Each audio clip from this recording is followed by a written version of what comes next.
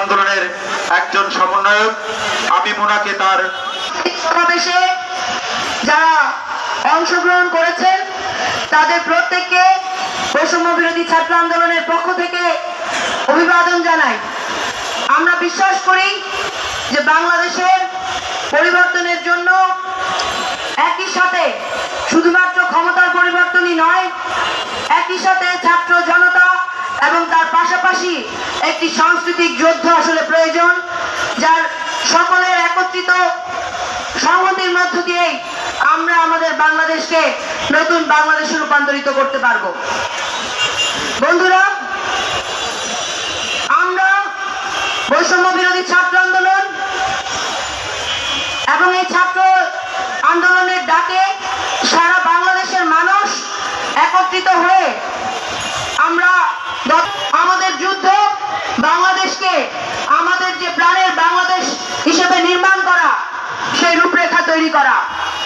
আমরা দেখব এই 5 আগস্টের পর থেকে ছাত্ররা এবং জনতারা আমাদের রাষ্ট্রের বিভিন্ন কাজে, সেটা হোক সামাজিক নিরাপত্তা, সেটা হোক ট্রাফিকিং, সেটা হোক পরিচ্ছন্নতা, প্রত্যেকটি কাজে ছাত্ররা নিয়োজিত হয়েছে।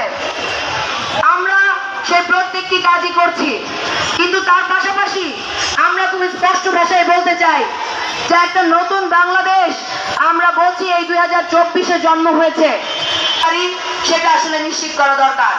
এই যে নতুন সরকার গঠিত হলো, এই নতুন সরকারের কাজ কি তা আমাদের পক্ষ থেকে আসলে জানান দেওয়া দরকার, এবং সেই জানান দেওয়ার কাজটাই আমরা করতে চাই।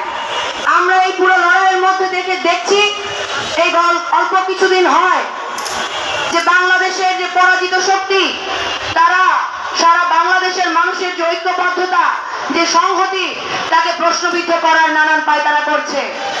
এই যে বৈষম্য বিরোধী আন্দোলন, এই আন্দোলনকে তারা কলঙ্কিত করতে চাচ্ছে, এখানে সাম্প্রদায়িক নানা প্রশ্ন তুলছে।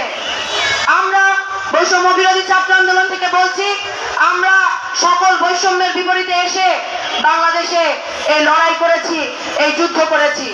কোনোভাবে বাংলাদেশে কোনো ধরনের সাম্প্রদায়িক উস্কানি কিংবা কোনো ধরনের বৈষম্য আমরা বরদাস্ত করব না, এবং এর জন্য আমরা পাড়ায় মহল্লায় নিজেদের মধ্যে সকল প্রতিরোধের ব্যবস্থা করতে চাই।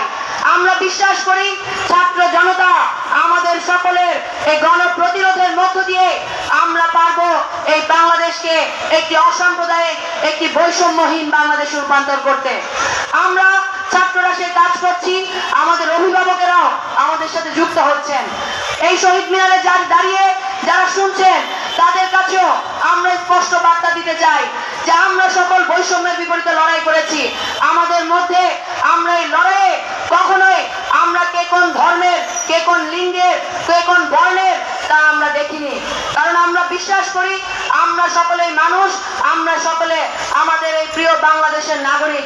ফলে আমাদের সকল সময়ের যে প্রধান শক্তি ছিল আমাদের ঐক্যবদ্ধতা, আমাদের সততা, আমাদের সাহস এবং আমাদের দেশপ্রেম।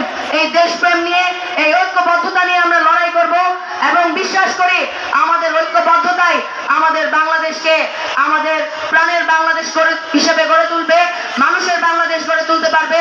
যে বাংলাদেশ হবে বৈষম্যহীন, যে বাংলাদেশ হবে নাগরিক, যে বাংলাদেশ হবে সামাজিক নিরাপত্তার, যে বাংলাদেশ হবে মানবিক মর্যাদার। ফলে সকলকে বৈষম্য বিরোধী ছাত্র আন্দোলনের পক্ষ থেকে অভিবাদন জানিয়ে প্রত্যেক অঞ্চলে গণপ্রতিরোধের ডাক দিয়ে আমি আমার বক্তব্য শেষ করছি। সকলকে লাল সালাম।